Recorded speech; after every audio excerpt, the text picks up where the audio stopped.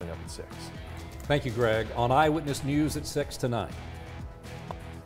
Anytime we lose one of our community members, it's very important to us. That's the reason why you see the response that you did yesterday.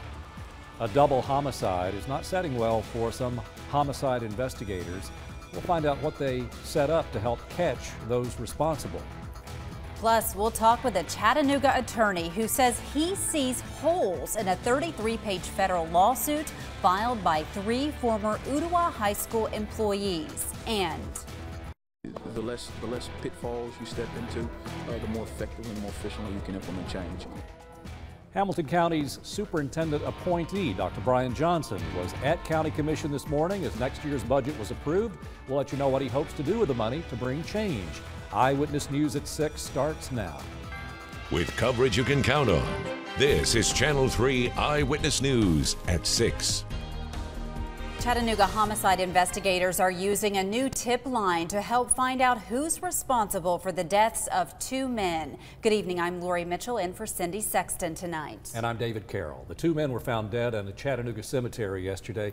Police believe both men were shot, but it will take a medical examination to determine how they died for sure. Channel 3's Natalie Potts tells us how investigators hope a new tip line will crack this case. Natalie is live from the cemetery.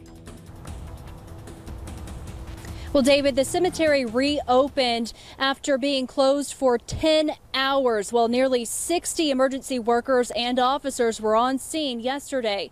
Now, police say they are still continuing their search for information today. They believe that somebody out there knows something that can solve this crime.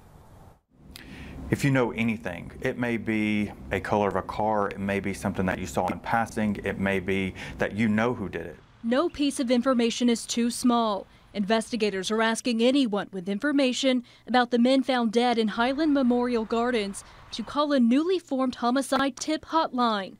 Calls go directly to the detectives working the case and remain anonymous. At this time, we have learned that both victims are related to gangs, but that may or may not be the motive in this crime. Police have identified one of the victims as 20-year-old Thomas Holder. Channel 3 has reported on Holder in the past when he pled guilty to providing an illegal firearm to a group of teens. That gun was the one that injured a 13-year-old who was shot in the face by a family member while they were posing for a picture together. The second victim, a 17-year-old, has been identified by family members as Rayshawn Underwood. Police say it's not clear why the 2 men were killed, if they were shot at the cemetery, or how long their bodies were there before being found. Anytime we lose one of our community members, it's very important to us. That's the reason why you see the response that you did yesterday. More than 60 people responded to the scene Tuesday, including a group of cadets to help look at every part of the cemetery for answers. Former City Councilman Manny Rico returned to the scene with Channel 3 today to show us where he made the discovery. It was kind of scary because, like I said, it's over here where you're away from everybody. Rico can't understand why the 2 were left here. I would think if somebody that's just mean and did something, they got in an argument and was going to kill somebody, they would have hid the body somewhere. Everybody does, you know. This had to be a statement. Now, police have already received some tips on that hotline. To reach a detective, all you have to do is call the number on your screen. That's 423-643-5100. And of course, it'll be a few days before that medical examiner determines how an official cause of death for the 2 men. When we get more information, you can count on Channel 3 to share that with you. But for now, reporting live in Chattanooga, Natalie Potts, Channel 3 Eyewitness News. Thank you, Natalie. Police say a man was shot in the chest and is in critical condition at this hour. The shooting happened on Stanfield Street in Chattanooga, and officials say the man was shot 1 time. The details are limited because the victim has been unable to speak. The suspect is still on the loose. If you have any information on the shooting, contact the Chattanooga Police Department. An update now on the Ray County couple accused of using a harness to restrain a young boy. The boy's mother, Monica Hall, and her boyfriend, Dennis Couch, were arrested and charged with aggravated child abuse last week. Yesterday, Couch appeared in court and the judge decided to keep his bond at $125,000. Hall is currently out of jail on bond. Investigators tell Channel 3 the couple kept Hall's 5-year-old son with special needs harnessed to the floor. They believe the abuse had been going on for months. The couple is expected to be back in court in August. The driver of the Puckett ambulance involved in last week's deadly wreck has been booked into jail and is already bonded out. The Rome, Georgia Police Department says 21-year-old Kristen Keys faces second-degree vehicular homicide charges. She also faces failure to maintain a single lane. She's accused of falling asleep while driving an ambulance, which crashed and then killed 55-year-old Tony Patterson. Her attorney says she's still grieving from the accident. She's grieving very much for the Patterson family and her co-worker who was injured as well. She feels terrible about that. And they have reached out through third parties to indicate their concern for her, and I think that's very gracious of them. Kristen Keys has bonded out of the Floyd County, Georgia jail on a $2,600 bond. An autopsy reveals a 20-month-old from Whitfield County died from meningitis in January. The Department of Family and Children's Services says the child was found dead in his crib, covered in urine, feces, and vomit. Gibson's mother, Tiffany Gibson, has been charged with 2 counts of felony child neglect. Investigators say the living conditions at Gibson's home were filthy and neglectful. We have new details in a federal lawsuit filed yesterday by 3 former Ottawa High School employees. Channel 3 has learned a judge ordered the defendants in that case to respond to the allegations against them. The complaint centers on how officials handled the investigation into the rape of a basketball student in 2015. Channel 3's Cameron Taylor joins us live in the studio with what he has uncovered. Cameron. Lori, we got a copy of those orders filed today in the case. In them, a judge asked for Hamilton County Schools, DCS, Hamilton County DA Neil Pinkston, and former Superintendent Rick Smith to respond. He also lays out the rules for how the case will go. Government tort actions are always hard. There are always uphill battles for plaintiffs. A federal judge issued 6 summons today, ordering a response from District Attorney Neil Pinkston, former Superintendent Rick Smith, and attorneys for the school system and county. Judge Leon Jordan says the group must meet before any motions to dismiss the case are filed. He also issued an order saying it's unlikely that the court will allow the sealing of documents in the case that attorney Robin Flores sees holes in.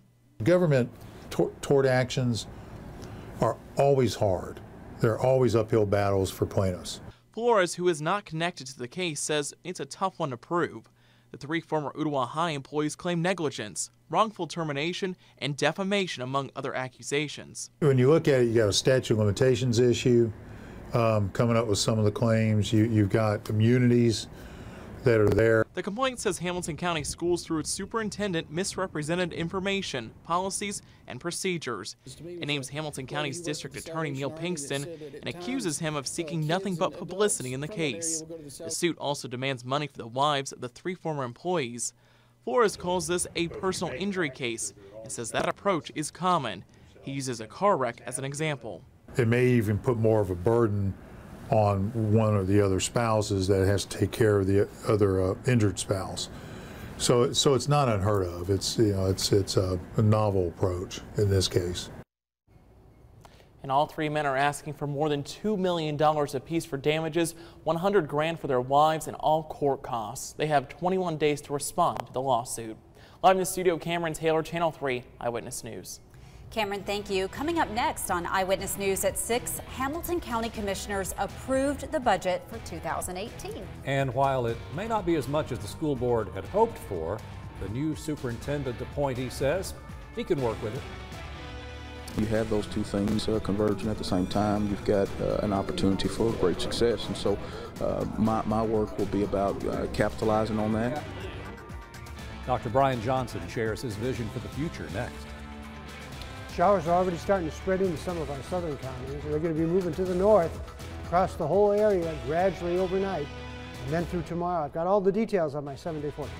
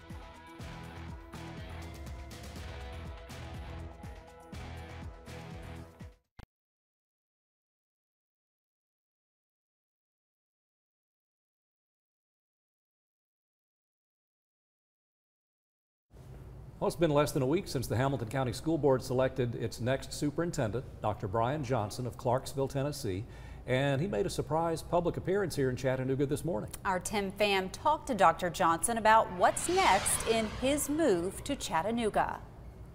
The school board's pick for superintendent, Dr. Brian Johnson, made a surprise appearance as county commissioners voted on a budget that impacts the school district he will soon lead.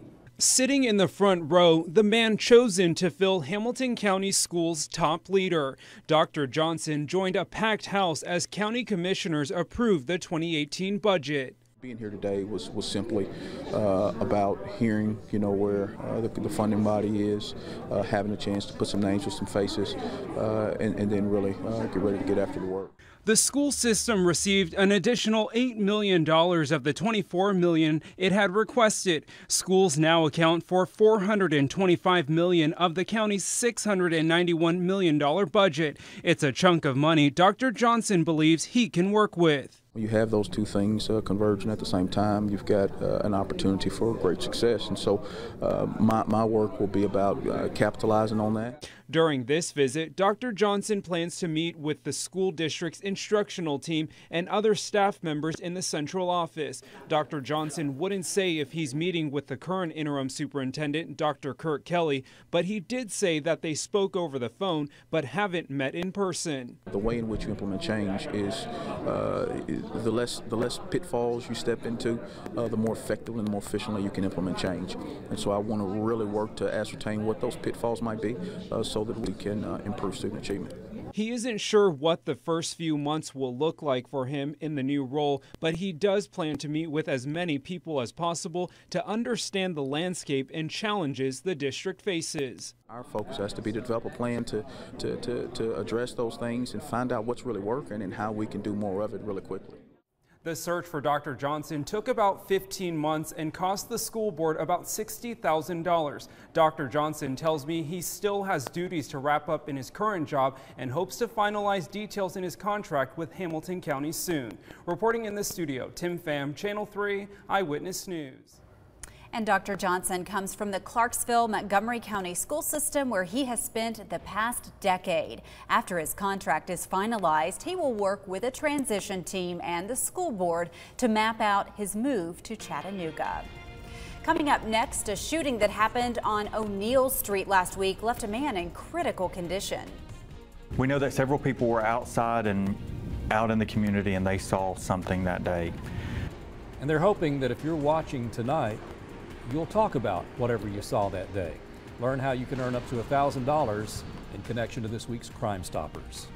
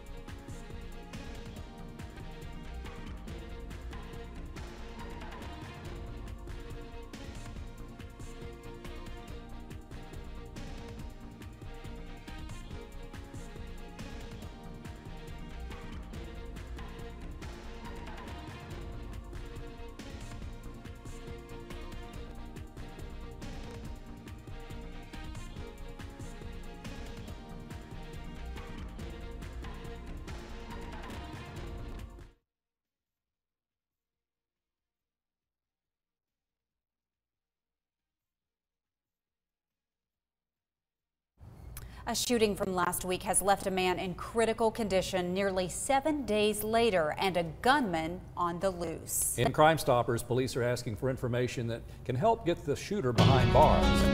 Here's Greg Glover. Some things in this case just don't fit the normal pattern. It was just after noon on a weekday and in the middle of a neighborhood, too.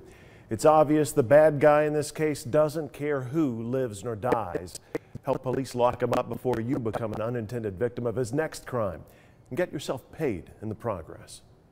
We're still investigating to find out exactly what happened, but we believe that the victim was the intended target. 40-year-old Shalone Wingate was that target. Chattanooga Police Sergeant Victor Miller explains he was shot at midday last Thursday.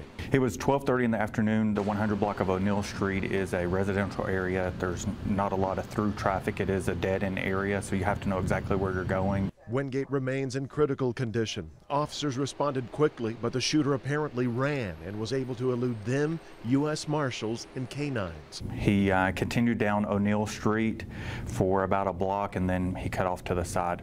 At that point, we lose track of where he's at. Sergeant Miller says investigators have been able to collect some suspect information, but they need more. We know that several people were outside and out in the community, and they saw something that day.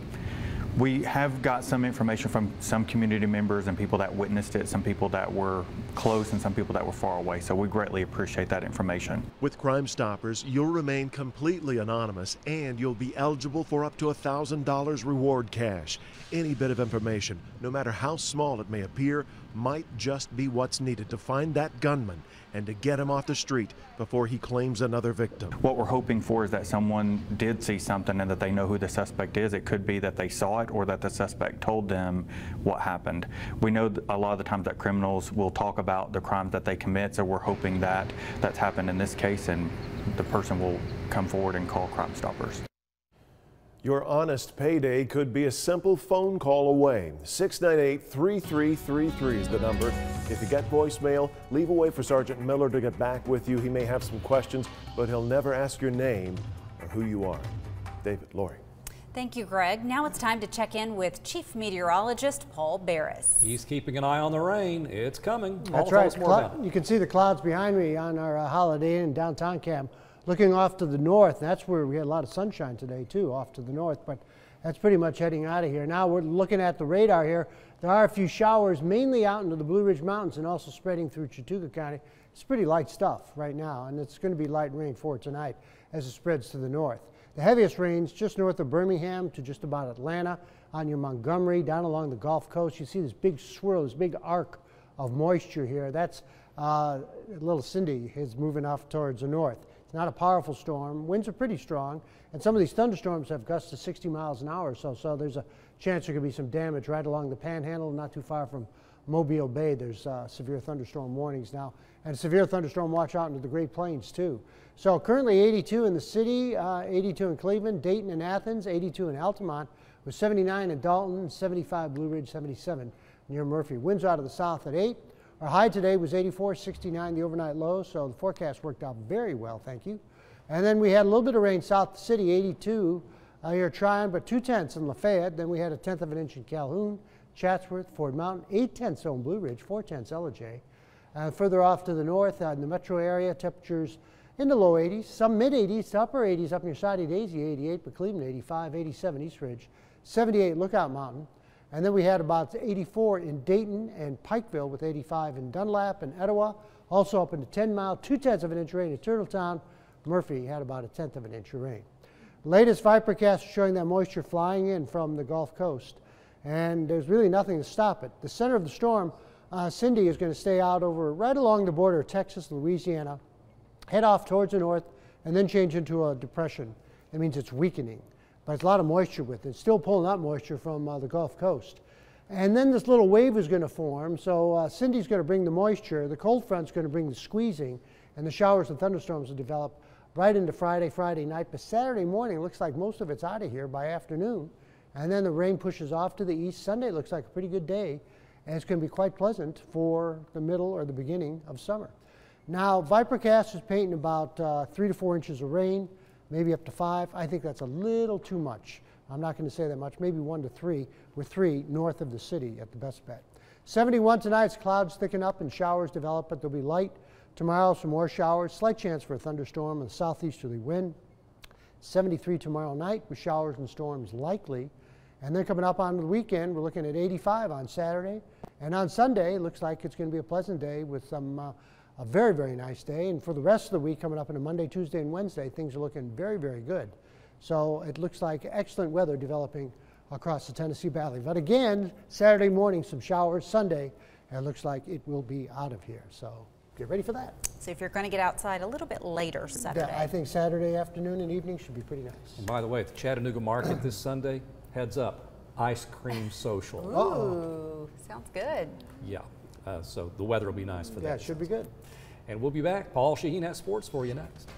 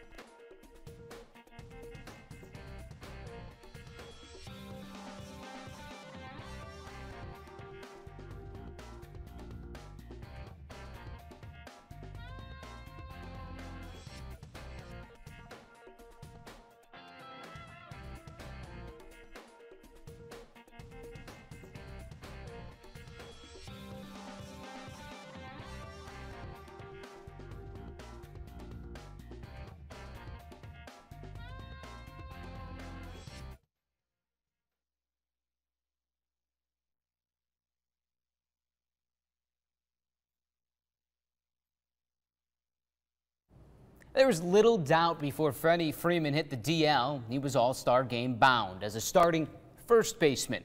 When he returns to the Atlanta roster, which could be next week, he might be playing third base for the first time since high school. And get this, it was Freeman's idea, all to accommodate the recently acquired red-hot Matt Adams.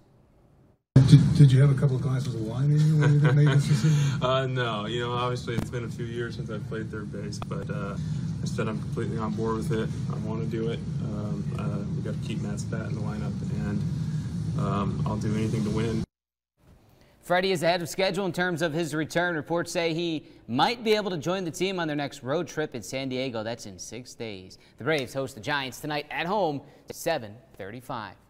Nick Saban and Lane Kiffin, your classic example of vinegar and baking soda. Harmless when apart, science class volcano when combined.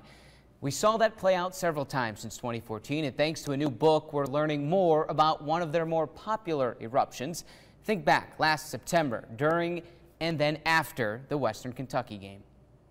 Well, he's mad at Coach Kiffin because they had a fumble, and that's definitely, he doesn't like that play call selection. It looked like there were some arguments between yourself and Lane on the sidelines. Or at least there's no arguments. Okay. Those are called chewings. I mean, I know you remember that one. Now to the backstory. Nick's old buddy and former co-worker, Phil Savage, wrote a book about Nick Saban. It comes out in late August, but AL.com has an advance copy. It says Saban went off on Kiffin that day because after the fumble, Kiffin said over the headset, quote, "Dumb players make dumb plays." It goes on to say that Saban quickly replied, "Dumb coaches call dumb plays." And then the yelling ensued. All region, all state, all UTC. Dalton senior offensive lineman Dylan Cole committed to the Mocs yesterday. Cole says it was a no-brainer as a North Georgia native. It's pretty exciting because, it's pretty much the hometown team for, where I live. So, Chattanooga talking to you, it's just like, you never really thought it was going to happen growing up, but, it did. So it was great. Cole has 1 year remaining with the Catamounts, but he says that he has the commitment. Now that he has the commitment off his chest, he's looking forward to his senior season and focusing on making it back to the postseason with the Cats. The NHL expansion draft is tonight, meaning the newest and 31st team, Las Vegas, will release its first roster tonight.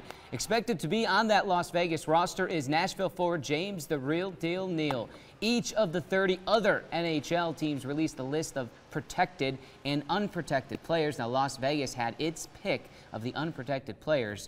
The official NHL draft starts tomorrow. The Predators have the 30th pick. I was doing some lip reading during that Coach Saban thing there. Don't repeat it. What he said was, Coach Kiffin, with all due respect, I would have picked another play. I think that's exactly what he said. So how much rain are we going to get? We're going to see 1 to 3 inches of rain now before this whole thing's done with, but it's not all coming tonight. For your evening out, we just got some clouds that are going to be rolling in, and temperatures will be dropping from the 80s down into the 70s. Well, that's it for Channel 3 Eyewitness News at 6. NBC News is next. Good night.